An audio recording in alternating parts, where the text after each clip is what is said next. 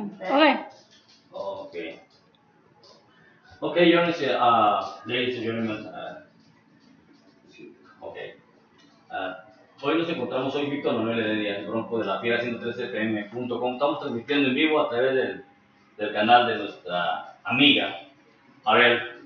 Y los invito para que se sigan ustedes sintonizando en este programa. Hoy me siento muy contento porque voy a sacar mi inglés como la India María, lo voy a sacar con mi amigo John.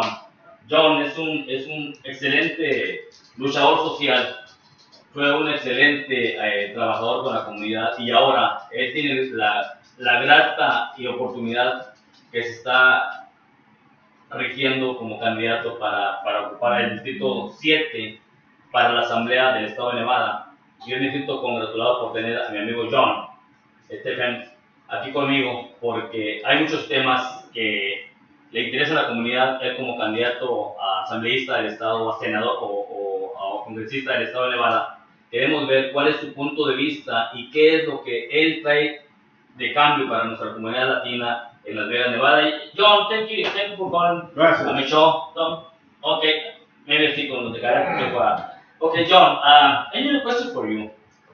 What is your proposal para nuestra community en Las Vegas, Nevada? What is your proposal for the community, for assembly? My proposal is to ensure that the community has access to jobs, Okay, has access to medical help. okay, Also, I would work with the state okay, to work with the federal government okay, pertaining to immigration okay, rules and laws, because I've been knowing you for years. okay, And I was fortunate enough to know you through Waking Up as One Nation, okay, the project and events in which we brought the community together to put on a show, to give our young people as well as our mature adults an opportunity to perform for the people so that we could talk about immigration and naturalization of the children as well as the families. And I'm a firm believer that we should have a clear-cut law or laws for how to be a citizen, what are the fees, and that's it. And as far as dreamers are concerned, I believe, real, that dreamers are already Americans because they have gone to our schools, they've gone to our facilities, and they have taken the Pledge of Allegiance. That Pledge of Allegiance is them showing an allegiance to the United States of America. It would be a verbal agreement, a verbal contract agreement to be an American. To be an American, not just on paper, but in the heart, the color line. okay. Otra pregunta aquí para mi amiga Rosemary también, que nos la invitamos a este programa porque ella también es una persona que siempre está también con la comunidad.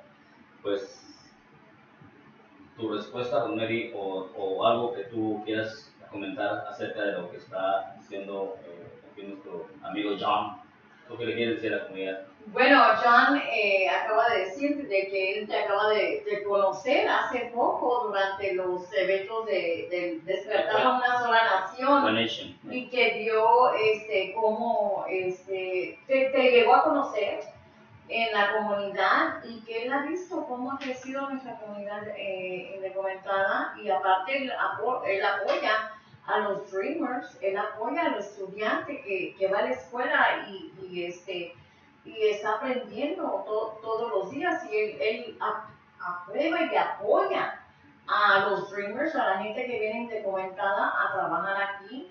Y ya lo ha dicho en otra ocasión, en otro show, de que él pues ha trabajado con la comunidad hispana voluntariamente, pero ha estado involucrado con lo que es el latino.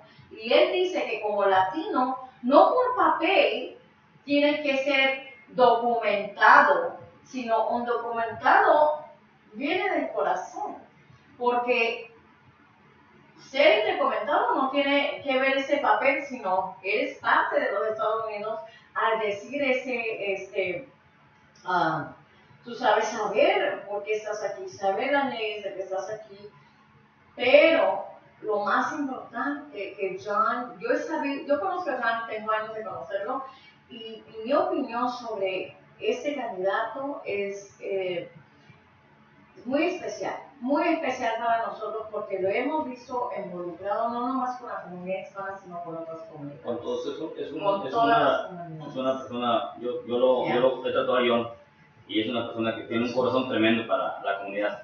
John, my second question is, what is your plan for salary minimums in the state of Nevada and to Washington? Only Seattle, Washington, the salary minimum in Washington is $50 an hour. Right. What is your proposal for the community for salary minimum in the state of Nevada is good for $50 an hour? 15. 15 is good for you. 15 is good, but I believe that it may be more, either 18 to $20 an hour. And the reason for this is that the news and researchers of our economy of Nevada has said that if casinos are closed for 90 days, which is 3 months, that would be at least $1 billion in revenue that would be gone. Wow. La pregunta que le hice yo a John, le dije que qué opina él respecto al salario mínimo. Yo creo que pues también, ¿verdad? Está de acuerdo que sea el salario mínimo $15, así como se tiene en algunas ciudades del país, sobre todo en el estado de Washington, sobre todo en la ciudad de Seattle, Washington, que el salario mínimo es de $15 la hora, y es increíble, pero es un solo condado y lo está llevando. Promedio, ¿cómo ves lo que te contesta John? Bueno, si él apoya los $15 por hora, como él dice, ayudaría mucho a las familias también. Y aparte de eso, a mí me gustaría hacerle una pregunta, John. Adelante. Mi pregunta sería, I have a question for you, John. How do you think the $15 an hour would affect the small businesses? It would have a great impact on small businesses. It probably would cause prices to go up because they'd have to actually pay more per hour. But it would definitely be something that has to be taken upon, because right now you have many families that's working 2 and 3 jobs, one person just to pay the bills, and it's not fair for a person, especially a single mother, and there are some single fathers out there too. Yeah. That are working all these hours and not making it. They're not making it, and part of the reason I believe that they're not making it is because they are not getting paid enough money, but also technology. Technology has moved us to be unhuman and unfeeling, because we're replacing people with machines. We're replacing people with artificial intelligence. We're not asking the people to think. We're asking the internet and the computer to think. We're asking the robots to do the job. One of the aspects of having technology and computers and machines or machinists doing the work is that you have no one to give compassion and understanding to a person who is in need, who may need time off work because their child is sick, or their mother. One thing big about the Hispanic community is they take care of their families. That's one thing I love, is that they get it. If a grandmother or an uncle or someone is sick and cannot work, they'll come together. And they'll decide who is where that individual's going to live, grandmother, uncle going to live, who's going to pay for the meds, who's going to pay for their special diet, who's going to arrange for them to go places that they need to go. it's like it's this whole group effort to take care of aging persons. And one of the things I admire and love about the Hispanic community is they're ahead of all of us. Because there's going to come a time when we're not going to have the monies or the facilities to take care of our aging parents or relatives or special needs or disabled. So we need to start putting in monies as far as what we pay, certain liberties of working, either sick leave or vacation time, so that people can take care of those who are sick or unhealthy or mental problems in the family. And it's all about quality of life. Oh my goodness, es tremendo ese señor. Yeah. Gracias. Bueno, dice que con la tecnología que están haciendo ahora nueva, que él apoya los $15 hasta $18 a $20, porque con $15 casi $8 no se pueden vivir. Entonces, que con la nueva tecnología que está creando el gobierno para reemplazar los trabajos de los trabajadores y ya queda la gente sin poder trabajar, no hay trabajo para esas personas. Porque la nueva tecnología que ellos están creando a hoy en día está reemplazando todos los trabajos y creando menos trabajos. Y pues él dice que lo mejor es que suba el mínimo a $15 para que las familias puedan sobrevivir, aparte de todo lo que dijo. Yo creo que es muy importante que la gente entienda que esto no nada más es de John, eso es de toda la comunidad, y hay pocos líderes, no es que yo lo esté alabando a él. Es una propuesta que tiene para todas las familias que vienen en Estado de Nevada. Él como congresista, yo creo que lo estoy viendo que está inspirado en hacer cosas buenas para la comunidad, para la comunidad del Estado de Nevada, y sobre todo que se está preocupando por nuestra gente. Ahora, mi second question, John, is good for every family for el insurance de Medicare, por oftalmol, por la vista, por los ojos. ¿Tú crees que esto pueda darse en el Congreso para la comunidad? ¿Por yo? Yo no.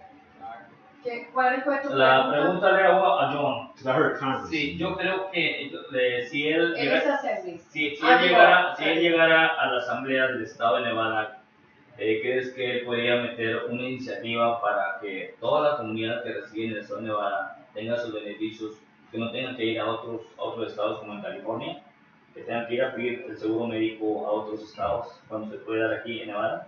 Okay, so the question is, would you support for families to have medical so that they wouldn't have to travel all the way to another state to be able to get that medical that they need? Yes.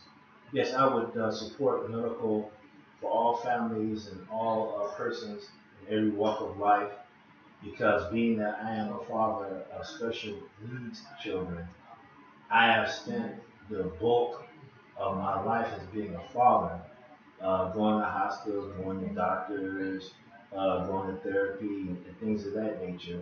I shared this responsibility really with my ex-wife, who is a phenomenal mother. She is a phenomenal mother. She has done extraordinarily well by my daughters. And if it wasn't for her, I wouldn't be able to do a lot of the work that I do in the community, because we understood that you have to give back. You have to give back, and you have to be grateful for what you have. Because if you don't have good health, it doesn't matter how much money you have, it doesn't matter how old you are, or how young you are.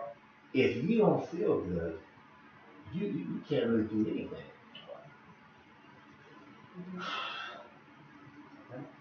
Hay otra pregunta que a nuestra comunidad de Las Vegas, sobre todo en todo el estado, le afecta mucho, sobre todo a los empleados de la construcción, a los que trabajan en las keeping, en los casinos, por ahí hay un mal trato que a veces se ve y que los empleados a veces no lo pueden ellos reportar porque existen después problemas en contra de ellos mismos. ¿Qué se tiene que hacer para que esto cambie con los empleados que trabajan en los casinos y aparte en la construcción, para que no los estén presionando tanto, que respeten sus horas de trabajo y que los respeten a ellos como empleados también como trabajadores? Para los empleados que se lastiman en el trabajo. Exactamente. His question is, would you support the injured worker in the state of Nevada? Because in construction, during construction and other many jobs in Nevada, there's a lot of injured workers that are either discriminated or not respected their rights as an injured worker. If there was a bill that would be passed to help those injured workers get compensated or get what they need, would you support the injured worker in the state of Nevada? Yes, I would support the injured worker. Also, the reason why I would support the injured worker is because in my nearly 30 years of employment with the library district, I had spent 10 years of it as a union steward. The library district is underneath the tenure of Local 14, Teamsters. We're Teamsters Local 14. And I was a union steward for 10 years. And as a steward, I would go to the classes and the trainings to better represent my clients who had a dispute, a problem or dispute with the library district. Because I understood that it was important to be able to keep a job. I had a job, and the person who I was defending or representing, they had a job. And the unions, they had a job to do also. And the library district, they had to do their job. Everyone had a job. So I would be there to represent the needs of the person who needed me, as well as look at what the library district, what their concerns were, and try to bridge it together to make it work. And also too, I actually sat on a contract for the library district, a contract to get for our library employees.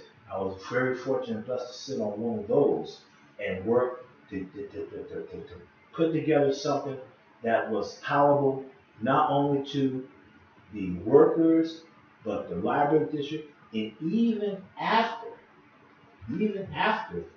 we agreed as workers and as the library district, it still had to be sold to the board of directors.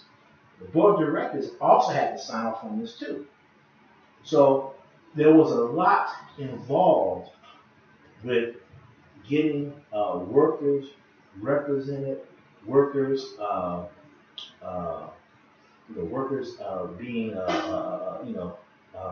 having problems or certain situations come up, and it's very difficult for me because the fact is that what my daughters have is Rett syndrome. It's a genetic disorder, and it's very, very rare, and it only happens to girls. And so when they were born, the doctors had said they're not going to live a long life. But we were blessed to have them go into their 20s. And the reason why I'm bringing this up is because that Olive, as well as my ex-wife, my family, we were so committed to giving back because we knew that we were blessed. We had a roof over our heads. I had a job. It had benefits. We had these blessings, so we had to give back. Now, those times of going to those meetings, going to those training for teachers, I'm not going to get that time back. I'm not going to get that time back. That's time I could be with my daughter. But I still think it was well invested because it helped people. It's easy for me to help out my family and mine, but it takes more to help out others, to give back in some way, shape, or form. Hay otra pregunta para John. Está tremendo esto. Hay una pregunta que mucha gente también se hace, ¿verdad? ¿De qué forma? What is your proposal para every people's voice, the voice for the no drugs in the community for the gangas or whatever, you know? Right. What is your proposal for come up with that? Do you support marijuana? Well, Marijuana. Yes. well, she definitely made it simple for me. Well, I'll say this. I am not one to use it for recreational purposes. Since the coronavirus has come out, we have great people going out to get medical marijuana for recreational purposes. I don't judge. Okay. That is your business, and it's nothing I don't do, and I don't particularly like the smell all over town. But hey, that's your bag. But I do support it because it does have very excellent medical treatment and medical wonders. Whatever they say it's going to do medically, it does do that. And I support that because I don't want to be a hypocrite. I don't want to be someone that may say, well, we should have medical marijuana available because, I don't want to do it. I don't wish to do it. And I think that it's not good for people because, they walk around and they may not be as alert or happy about life as they should be. But I don't know if there's a time in which I'm going to need that type of relief. I'm going to need that type of comfort because of something I may have. And definitely with cancer still being what it is as cancer, people who suffer from cancer, lupus, other horrendous ailments of pain that's gripping you, it brings them comfort. And I definitely support that. But if you're doing it for recreational reasons, for a good time, hey, that's cool too. But still, I would really like to see that the marijuana, the purpose of it, which was to get the schools, to go to the schools, the public schools, in order to pay for that. That was one of the reasons why it passed. Well, the thing is that marijuana is not legal throughout the whole nation. And the problem with marijuana is that you can sell the product and you can make the money, but where do you put it? The bankers, they can't accept it because of the fact that it's illegal. And they don't want to lose their banking license to have the government come on up. And it's only legal in certain states, but you still have an issue with the banks and the financial institutions. So you have people who sell marijuana for recreational purposes and medical purposes, who have all this money stored up, like they do in the movies, where they can't put it in banks because of laws, but they pay for everything with cash. Now, some would say that that's short-sighted. Why would you put together a bill in which it was supposed to do one thing, but it can't do one thing? It's supposed to pay for school and teachers, but it can't pay for school and teachers because it can't be put in the banks to where it can go. It can be paid in cash towards the taxes, but those taxes that's being paid may cover the county, the city, or locality that needs that money. But I'm saying that it's still a good thing to do because in order for something to be in effect today, it had to have something going on yesterday. So what I'm saying is that by Nevada making marijuana legal, whether it's medical or recreational, it puts in forth something to be able to do the things that it was intended to do in the first place. It can't do it today, it'll be able to do it tomorrow because it exists today.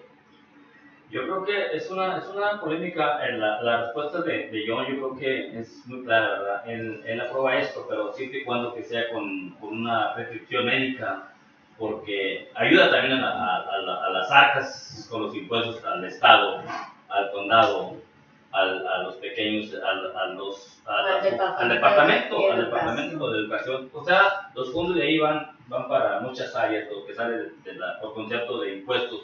por el pago de marihuana, ¿verdad? Pero yo creo que, como dice, eso cuando se da por prescripción médica no hay ningún problema. El problema es cuando lo agarran nada más para volver, para atascártela, como dicen como dice mucha gente. Pero yo sí quiero hacer una aclaración en esto, ¿verdad? Y yo creo que yo no conozco un solo caso a nivel mundial, sí, ni la Comisión, ni la Organización Mundial de la Salud ha dicho que se haya muerto una persona porque fumó marihuana.